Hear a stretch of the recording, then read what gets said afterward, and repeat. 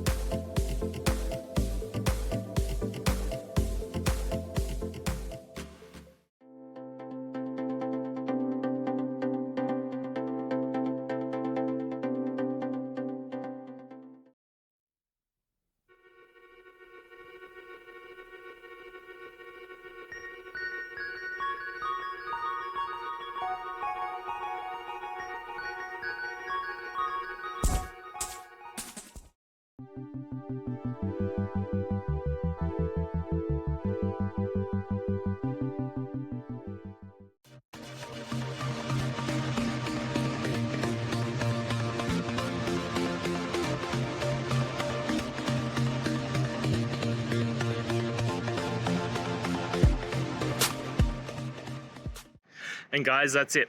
I hope this video has helped you and get you through to that resolution you needed.